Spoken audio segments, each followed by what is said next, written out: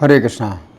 तो अभी हम भगवद गीता के 9वें अध्याय के अंतर्गत श्लोक संख्या 22 पर विचार करेंगे।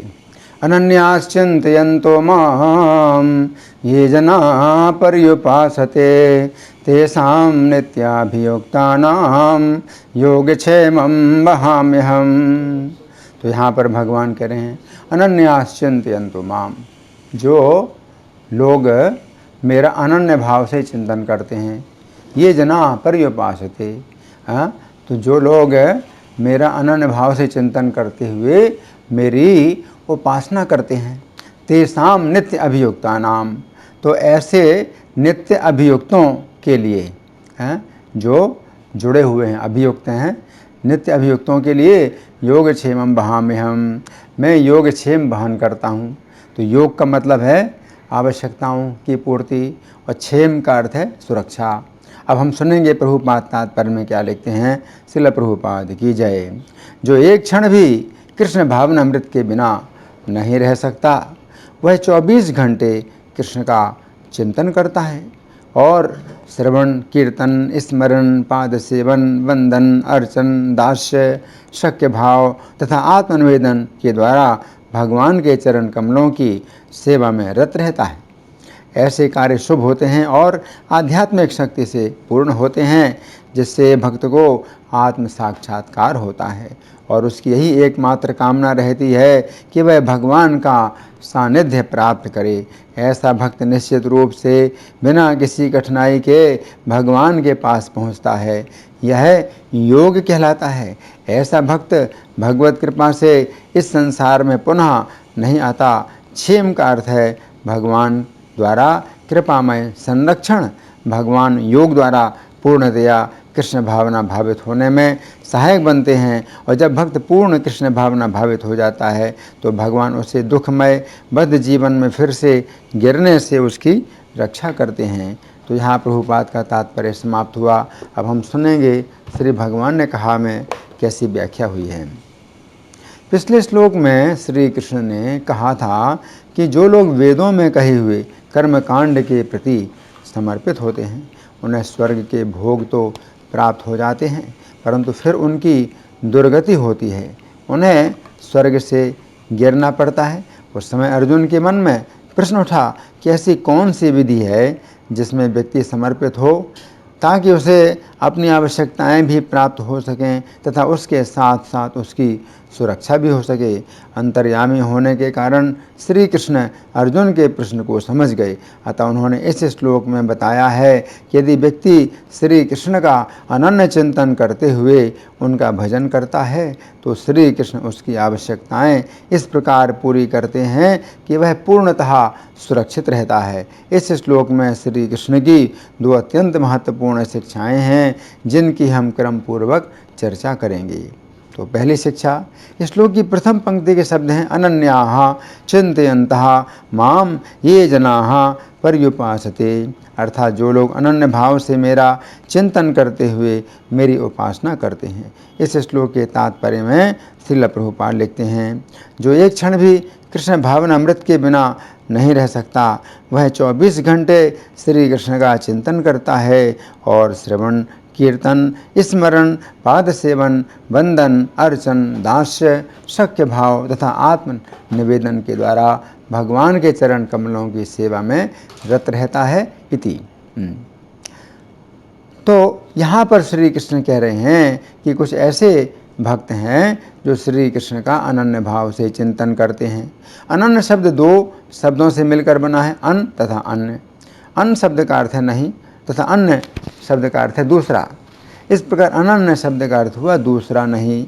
इस प्रकार श्री कृष्ण का अनन्य भाव से चिंतन करने का अर्थ हुआ श्री कृष्ण के अतिरिक्त किसी अन्य का चिंतन नहीं करना। जो भक्त श्री कृष्ण के विषय में सोचता है कि श्री कृष्ण ही उसके रक्षक हैं, श्री कृष्ण ही उसके पालक हैं, श्री कृष्ण के अतिरिक्त कोई अन्य उसका रक्षक नहीं है, श्री कृष्ण के अतिरिक्त कोई अन्य उसका पालक नहीं है, वही श्री कृष्ण का अनन्य भक्त है। अब भागवत 8:2-31-32 में वर्णन आता है कि जिस समय गजेंद्र ने देखा कि वह मगरमच्छ के चंगुल में है, ऐसी स्थिति में वह असहाय है, वो स्वयं अपनी रक्षा नहीं कर सकता है। फिर उसने सोचा, जब मेरे मित्र तथा अन्य संबंधी हाथी मेरी इस संकट से रक्षा नहीं कर सकते हैं, तो मेरी पत्नियों का क्या कहना, ये कुछ नहीं कर सकती हैं। अतः मैं उन श्री कृष्ण की शरण लेता हूँ जो संकट में सभी की रक्षा करने वाले हैं। इति। इस प्रकार का निर्णय लेकर जिस समय उस गजेंद्र ने श्री कृष्ण की स्तुति की, उस समय ब्रह्मा, शिव, इंद्र, चंद्र आदि देवता उसकी रक्षा के लिए नहीं आए, क्योंकि उसने श्री कृष्ण को अनन्य भाव से पुकारा था। ऐसी स्थिति में श्री कृष्ण ही गजेंद्र के सम्मुख प्रकट हुए। भागवत 8:3-30 के तात्पर्य में श्रील प्रभुपाद लिखते हैं, ऐसी स्थिति में भगवान के विविध अंशों से यथा ब्रह्मा, शिव, इंद्र, चंद्र इत्यादि ने सोचा कि ये तो सहायता के लिए हमें नहीं बुला रहा है, यह तो उन श्री कृष्ण को बुला रहा है जो हम सबों से ऊपर हैं। गजेंद्र ने सोचा कि ये सभी उसकी रक्षा कर पाने में असमर्थ हैं। कोई भी व्यक्ति किसी की जन्म, मृत्यु, जरा तथा व्याधि के संकट से रक्षा नहीं कर सकता है। केवल श्री कृष्ण ही संसार के सभी खतरों से रक्षा कर सकते हैं। अतएव इस भयानक संसार से मुक्त होने के लिए बुद्धिमान व्यक्ति भगवान के पास जाता है, किसी देवता के पास नहीं। जैसा कि गीता 7:20 में पुष्टि की गई है कि जो लोग अज्ञानी हैं वे क्षणिक भौतिक लाभ के लिए विभिन्न देवताओं के पास जाते हैं, किंतु वास्तविकता तो ये है कि ये देवता जीव को भौतिक संसार के खतरों से बचा नहीं सकते हैं। जिस प्रकार वृक्ष के मूल को सींचा जाता है तो वृक्ष के सारे अंगों को भोजन मिल जाता है, उसी तरह व्यक्ति को श्री कृष्ण की पूजा करनी चाहिए जो सभी के आदि मूल हैं। जो ही श्री कृष्ण समझ लेते हैं कि व्यक्ति पूर्णतया उनकी शरण में आकर उनकी कृपा याचना कर रहा है, त्यों ही वे तुरंत कार्यवाही करते हैं। फलतः गजेंद्र की रक्षा करने के लिए यद्यपि देवता नहीं आए, किंतु उसकी अनन्य स्तुति के कारण श्री कृष्ण तुरंत ही उसके समक्ष प्रकट हुए। इसका अर्थ ये नहीं है कि देवता गजेंद्र से अप्रसन्न थे, बल्कि वास्तव में जब विष्णु की पूजा की जाती है तो अन्य सारे देवताओं की भी पूजा हो जाती है। यदि श्री कृष्ण प्रसन्न हैं तो सभी प्रसन्न हैं। इति। चैतन्य भागवत के आदि खंड के अंतर्गत अध्याय संख्या 8 में वर्णन आता है कि श्रीधर नाम के एक भक्त प्रतिक्षण हरिनाम संकीर्तन करते रहते थे। उस समय उनकी परीक्षा लेने के लिए श्री चैतन्य ने उनसे कहा, श्रीधर, तेरे घर में कोई छत छप्पर ही नहीं है और ना ही कोई वृक्ष की छाया है। देख, तू भी चंडी देवी की पूजा कर, क्यों नहीं घर बना लेता है और अच्छे वस्त्र प्राप्त कर लेता है जैसे अन्य नगरवासी करते हैं। इति। उस समय श्रीधर ने श्री चैतन्य को उत्तर दिया कि श्री कृष्ण उसे जिस स्थिति में रखते हैं वह उसी स्थिति में प्रसन्न है। वो श्री कृष्ण को छोड़कर किसी अन्य देवी या देवता की भक्ति नहीं करना चाहता है। श्री चैतन्य श्रीधर के ऐसे उत्तर को सुनकर अत्यंत प्रसन्न हुए। श्री कृष्ण के जो अनन्य भक्त होते हैं उनका कहना है कि यदि श्री कृष्ण उनकी रक्षा करेंगे तो कोई अन्य उनका अनिष्ट नहीं कर सकता है, इसलिए उन्हें श्री कृष्ण के अतिरिक्त किसी भी देवता की शरण लेने की आवश्यकता नहीं है, तथा यदि श्री कृष्ण उनकी रक्षा नहीं करेंगे तो कोई अन्य देवता उनकी रक्षा नहीं कर सकता है, इसलिए भी उन्हें श्री कृष्ण के अतिरिक्त किसी अन्य देवता की शरण लेने की आवश्यकता नहीं है। यहाँ पर श्री कृष्ण कह रहे हैं कि कुछ भक्त श्री कृष्ण के अतिरिक्त किसी अन्य देवता का भजन नहीं करते हैं। इसका ये अर्थ भी नहीं है कि हम अन्य देवताओं का तिरस्कार करें। हमें अन्य देवताओं का अवश्य सम्मान करना चाहिए, क्योंकि वे श्री कृष्ण के द्वारा इस भौतिक जगत की व्यवस्था में लगे हुए सेवक हैं। हमें चाहिए कि उनका सम्मान करें तथा उनसे भी यही प्रार्थना करें कि वे हमें श्री कृष्ण के प्रति अनन्य भक्ति प्रदान करें। अब दूसरी शिक्षा। इस श्लोक की दूसरी पंक्ति के शब्द हैं, तेषाम नित्य अभियुक्तानाम योगक्षेमम वहामि अहम, अर्थात ऐसे नित्य सेवकों के योग तथा क्षेम का मैं स्वयं वहन करता हूँ। तो यहाँ पर श्री कृष्ण कह रहे हैं कि अपने अनन्य भक्तों के योग तथा क्षेम का वे स्वयं वहन करते हैं। यहाँ पर योग शब्द का अर्थ है आवश्यकताओं की पूर्ति तथा क्षेम का अर्थ है सुरक्षा। पिछले श्लोक में श्री कृष्ण ने कहा था कि जो लोग वेदों में बताए हुए कर्मकांड के प्रति समर्पित होते हैं उन्हें योग तो प्राप्त हो जाता है, अर्थात उनकी इच्छा के अनुसार स्वर्ग की प्राप्ति तो हो जाती है, परंतु क्षेम की प्राप्ति नहीं होती है, अर्थात सुरक्षा की प्राप्ति नहीं होती है। वे स्वर्ग से नीचे गिर जाते हैं। तो यहाँ पर श्री कृष्ण कह रहे हैं, यद्यपि वेदों के कर्मकांड के प्रति समर्पित लोगों को योग तो प्राप्त हो जाता है, परंतु क्षेम की प्राप्ति नहीं होती है। परंतु यदि व्यक्ति श्री कृष्ण के प्रति समर्पित होता है तो उसे योग तथा क्षेम ये दोनों ही प्राप्त होते हैं। इसका अर्थ है कि श्री कृष्ण के अनन्य भक्त कभी भी इस प्रकार नहीं गिरते हैं जिस प्रकार कर्मकांडी लोग स्वर्ग से पृथ्वी पर गिरते हैं। गीता 9:31 में श्री कृष्ण कहते हैं कि हे अर्जुन, ये बात निश्चित रूप से समझ लो कि मेरा भक्त कभी भी नहीं गिरता है। इसका एक अर्थ ये भी है कि श्री कृष्ण अपने अनन्य भक्तों को ऐसी वस्तु कभी भी प्रदान नहीं करते हैं जिसके कारण भक्तों को गिरना पड़े। यहाँ पर श्री कृष्ण कह रहे हैं कि वे अपने अनन्य भक्तों के लिए योग तथा क्षेम दोनों की व्यवस्था करते हैं। भागवत के 10वें स्कंध के अंतर्गत अध्याय संख्या 81 में वर्णन आता है कि जिस समय सुदामा ब्राह्मण श्री कृष्ण से मिलने के लिए द्वारका में गए थे,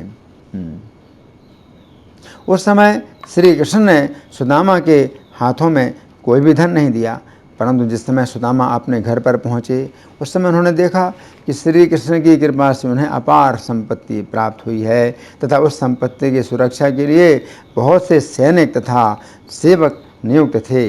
इस प्रकार श्री कृष्ण ने सुदामा की योग तथा क्षेम दोनों की व्यवस्था की। यदि श्री कृष्ण सुदामा के हाथों में कुछ धन देते तो यह योग तो हो जाता, परंतु क्षेम नहीं होता, क्योंकि ऐसी स्थिति में सुदामा के ऊपर कोई आक्रमण करके उनका धन छीन लेता तथा उन्हें मार भी देता। परंतु श्री कृष्ण ने सुदामा के घर में ही अपार संपत्ति भेज दी तथा उस संपत्ति की सुरक्षा के लिए सैनिकों को भी नियुक्त किया। तो यहाँ पर श्री कृष्ण कह रहे हैं कि वे अपने अनन्य भक्तों के योग तथा क्षेम दोनों की व्यवस्था करते हैं। श्री जयदेव गोस्वामी के संबंध में कहा जाता है कि उन्हें किसी राजा ने प्रचुर धन दिया, परंतु रास्ते में उन्हें 4 ऐसे डाकू मिले जिन्होंने श्री जयदेव गोस्वामी का धन छीन लिया तथा उनके हाथों तथा पैरों को काट कर एक सूखे कुएं में उन्हें फेंक दिया। ऐसी स्थिति में भी श्री कृष्ण ने उनकी रक्षा की। परंतु यहाँ समझने की बात यह है कि जिस राजा ने श्री जयदेव गोस्वामी को धन दिया था उसने उन्हें योग तो प्रदान किया परंतु क्षेम नहीं प्रदान किया। परंतु श्री कृष्ण ऐसा नहीं करते हैं, वे अपने अनन्य भक्तों की योग तथा क्षेम दोनों की व्यवस्था करते हैं। तो यहाँ पर श्री कृष्ण कह रहे हैं कि वे अपने अनन्य भक्तों के योग तथा क्षेम की स्वयं व्यवस्था करते हैं। इसका अर्थ ये भी है कि श्री कृष्ण इस कार्य की व्यवस्था स्वयं करते हैं, किसी से करवाते नहीं। इस संबंध में एक घटना है। जगन्नाथपुरी में अर्जुन मिश्र नाम के एक अनन्य भक्त थे जो सदा गीता का पाठ किया करते थे। एक दिन ऐसी वर्षा हुई कि वे भिक्षा मांगने के लिए नहीं जा सके तथा उनके घर में किसी को भी भोजन नहीं मिला। अब रात्रि के समय उनकी पत्नी ने अत्यंत निराश होकर अर्जुन मिश्र के हाथों से गीता को छीनकर यह श्लोक 3 स्थानों से खरोंच दिया, जिसमें श्री कृष्ण कहते हैं कि वे अपने अनन्य भक्तों के योग तथा क्षेम की व्यवस्था करते हैं। ऐसा करके वह अपने पति तथा बच्चों के साथ भूखी ही सो गई। अब रात्रि में 2 सुंदर बालकों ने दरवाज़ा खटखटाया। जिस समय पत्नी ने द्वार खोला तो उसने देखा कि एक बालक श्याम वर्ण का तथा दूसरा बालक गौर वर्ण का था तथा दोनों अपने साथ भोजन की अनेक सामग्री लाए थे। उस समय ब्राह्मणी ने देखा कि श्याम वर्ण के बालक का मुख 3 स्थानों से कटा हुआ था। अब वे दोनों बालक जा चुके थे। जिस समय ब्राह्मणी ने अर्जुन मिश्र को इस घटना की सूचना दी, उस समय अर्जुन मिश्र समझ गए कि उनकी पत्नी ने चूँकि गीता का यह श्लोक 3 स्थानों से खरोंच दिया था, इसी कारण श्याम वर्ण के बालक के रूप में उनके घर में आए हुए श्री कृष्ण का मुख भी 3 स्थानों से कट गया था, क्योंकि गीता का यह श्लोक श्री कृष्ण के मुख से निकला है। अतः इस श्लोक में तथा श्री कृष्ण के मुख में कोई भी अंतर नहीं है। गौर वर्ण का बालक अन्य कोई नहीं था बल्कि वे बलदेव जी थे। इस प्रकार जगन्नाथ तथा बलदेव ने इस लीला के द्वारा सिद्ध कर दिया कि वे अपने अनन्य भक्तों की योग तथा क्षेम दोनों की व्यवस्था स्वयं करते हैं, किसी अन्य से नहीं कराते हैं। तो यहाँ पर श्री कृष्ण कह रहे हैं कि वे अपने अनन्य भक्तों की योगक्षेम की स्वयं व्यवस्था करते हैं। चैतन्य भागवत के अंतखंड के अंतर्गत अध्याय संख्या 5 में श्रीला श्रीवास पंडित ने श्री चैतन्य से कहा, हे प्रभु, यदि 3 दिन उपवास होने पर भी भोजन नहीं मिलेगा तो मैं गले में घट बांधकर गंगा में प्रवेश कर जाऊंगा। उस समय श्री चैतन्य बोले, क्या कहा श्रीवास पंडित, तुम्हें अन्य के दुख से उपवास होगा? स्वयं मैंने गीता शास्त्र 9:22 में कहा है कि जो लोग मेरा ही अखंड चिंतन तथा सर्वभाव से मेरी ही उपासना करते हैं, उनका योग अर्थात आवश्यक सामग्री की उपलब्धि तथा उनका क्षेम अर्थात उपस्थित सामग्री की रक्षा मैं स्वयं करता हूँ। मैं भोजन को सिर पर रखकर अपने अनन्य भक्तों को पहुँचाता हूँ। मेरा सुदर्शन चक्र उनकी रक्षा करता है। जो मेरे दास का भी स्मरण करता है, मैं उसका भी पालन पोषण करता हूँ। मेरे सेवक को भोजन की क्या चिंता? हे श्रीवास, तुम सुख से घर में बैठो, सब कुछ तुम्हारे द्वार पर स्वतः ही आ जाएगा। तो यहाँ पर श्री कृष्ण कह रहे हैं कि वे अपने अनन्य भक्तों की योगक्षेम की स्वयं व्यवस्था करते हैं। इस श्लोक के बंगाली पद्यानुवाद में श्रील प्रभुपाद लिखते हैं, किंतु ये अनन्य भावे मोरे चिंता करे, एकांत हैया सुधु आमा के स्मरे, से नित्य युक्त भक्त आमारे से प्रिय, यशो के चाहे से है मोर दिय, आमी तार योग क्षेम बलि लई आई, आमी बिल अन्य तार को न चिंता नाई। यहाँ पर श्री कृष्ण अर्जुन से कह रहे हैं, आमी तार योग क्षेम बलि लई आई, अर्थात हे अर्जुन, मैं अपने अनन्य भक्तों की योग तथा क्षेम की व्यवस्था करता हूँ, अतः तुम मेरे भक्त बनो। तो यहाँ भगवान ने जो है जो बात कही इस श्लोक में, तो ये क्या है? ये उनका जो है आश्वासन है, ये उनकी ओर से बहुत बड़ी जो है बात है, शपथ है कि भगवान ऐसा कह रहे हैं कि तेषाम नित्य अभियुक्ता नाम योग क्षेमम वहाम्यहम।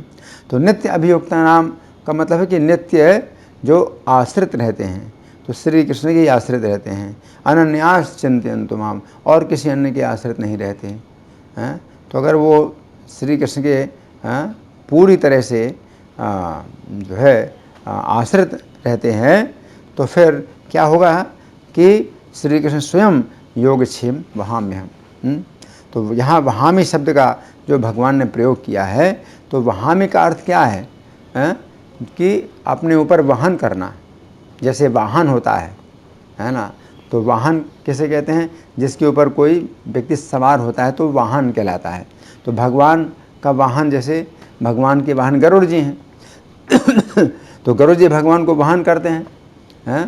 तो गरुड़ जी भगवान को अपने ऊपर चढ़ा करके और चलते हैं, तो वाहन करते हैं।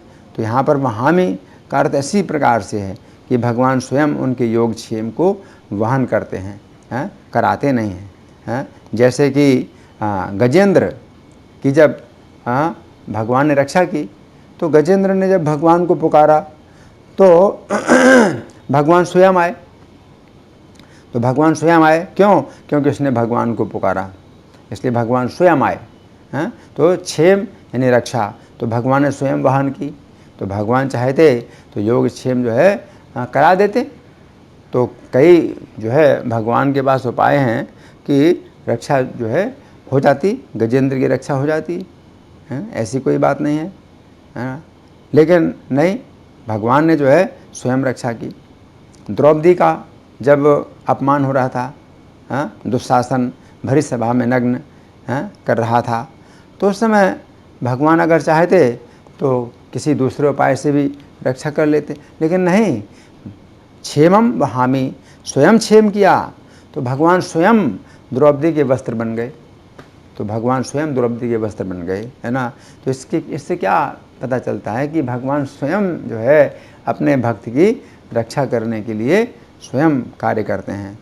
तो ये जो है भगवान का जो स्वभाव है, तो ये बहुत ही दिव्य है कि वे अपने भक्तों की स्वयं जो है रक्षा करते हैं। जैसे कि माता को स्वयं आनंद आता है कि अपने पुत्र का लालन पालन करे। अगर माता चाहे तो बहुत सी उसके कई धनी घर की जो स्त्रियां होती हैं, तो उनकी जो है बहुत सी दासियां होती हैं, तो वो सब उनके बच्चे की देखभाल करेंगी। लेकिन नहीं, माता को खुद जो है अपने बच्चे का जो है सेवा करने में आनंद आता है। तो माता स्वयं जो है बच्चे को जो है पालती है और खिलाती है, सुलाती है, तो उसका ये आनंद है। उसी प्रकार से भगवान का भी ये आनंद है ना। क्या योगक्षेमम वहाम्यहम्, योग देना है, तो भगवान अपने भक्त को जो है देते हैं कुछ भी, तो स्वयं अपने हाथों से देते हैं, खिलाते हैं, पिलाते हैं और रक्षा करते हैं। तो ये भगवान का एक आनंद है। तो जब भगवान ऐसा कहते हैं योगक्षेमम वहाम्यहम्, तो उसका दूसरा अर्थ नहीं निकालना चाहिए। भगवान स्वयं उस बच्चे की देखभाल करते हैं, अपने भक्त की देखभाल करते हैं। धन्यवाद। हरे कृष्णा।